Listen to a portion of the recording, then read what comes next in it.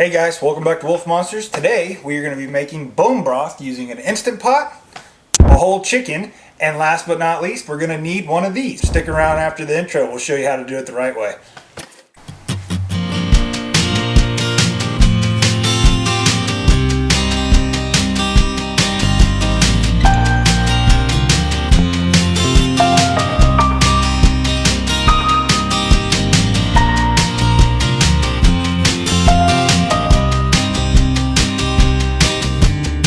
Well, hey guys, welcome back to Wolf Monster, and yes, today we are going to be making bone broth out of a chicken.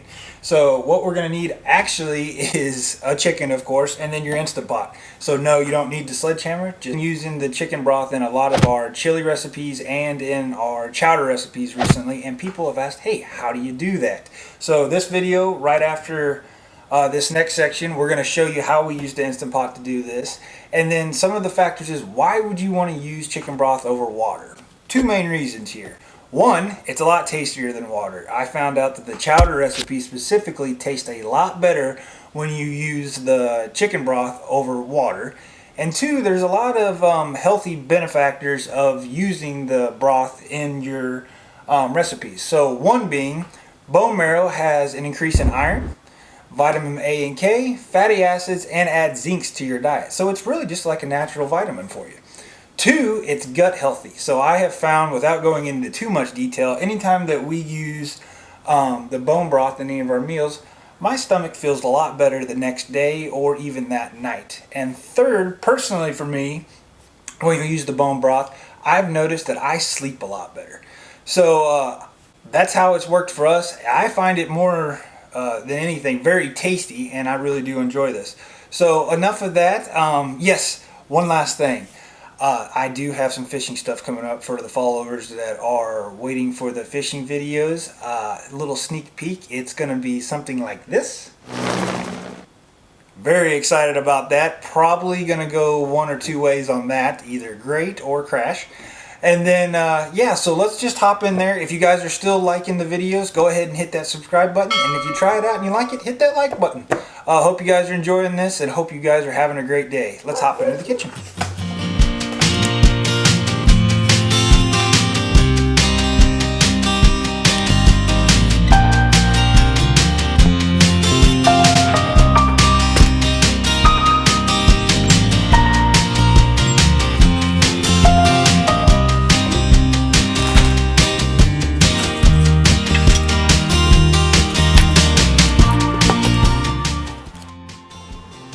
Alright, so what's the first step?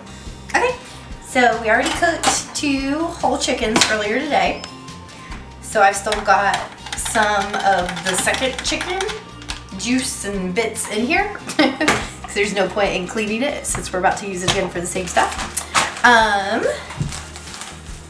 And so here are the bones and skin and cartilage and ligaments from the rest of those chickens. So all I'm gonna do, and kind of solidify it up a little bit, is put the rest of that in, and you want to use everything. Ugh, yuck. It's really good. And then we've also got just a couple extra wings from the Super Bowl that we're gonna throw in.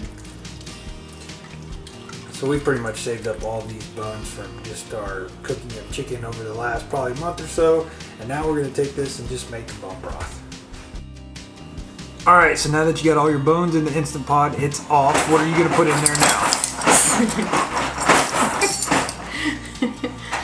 So now I'm just going to put in 2 to 3 tablespoons of apple cider vinegar. Let me shake it up actually. There's some silt on the bottom.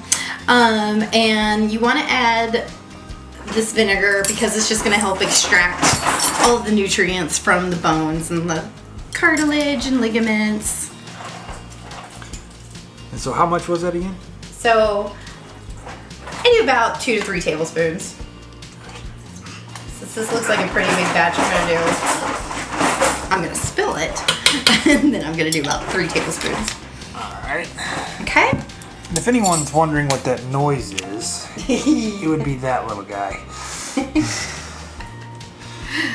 All right. Okay, and since we don't drink this bone broth, I literally just make it for our cooking. I don't add any additional like vegetable pieces or spices or any of that stuff. Ours is literally just vinegar, bones, and water. So I saved the juices from when we were cooking the chicken, so that's added some liquid, but we're gonna add additional water that just barely goes above the height of the bones.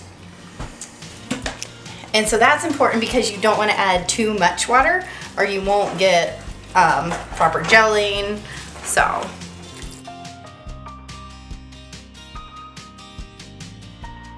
All right, so you went ahead and put the lid on. We're gonna make sure this is in seal, which is straight back.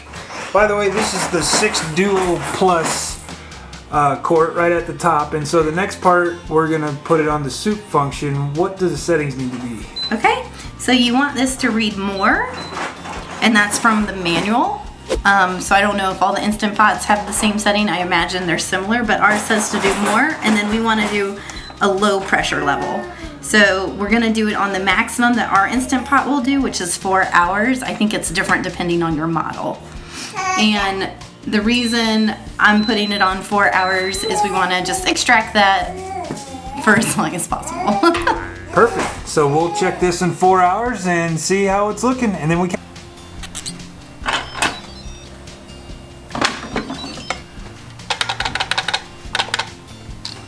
All right, so that's kind of what it looks like after it has done all of its cooking process.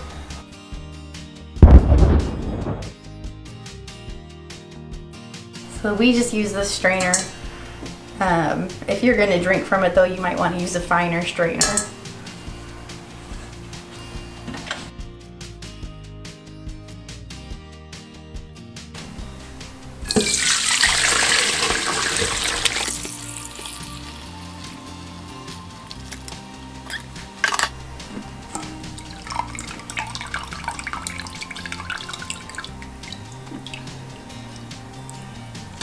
And then if you don't have a funnel, like we don't, that's why I pour into this one first, and then since I strain it a second time, I'll pour into this one that has a pour spout, and it just makes it easier to fill up the mason jars.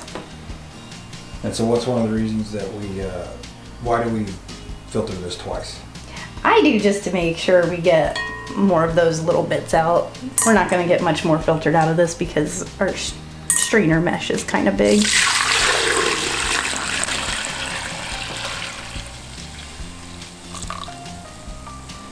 You don't have to, or you could pour it through like a cheesecloth or something and get a really fine filter.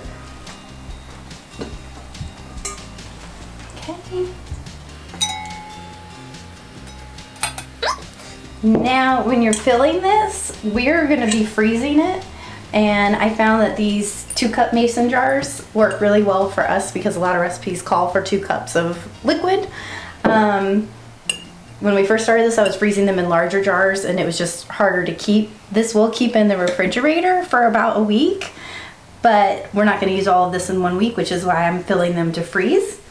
And if you look on a lot of mason jars, I don't know if you can see this, but it says for freezing. It's got a fill line. And that's because when it freezes, it's going to expand. So you definitely don't want to freeze it all the way.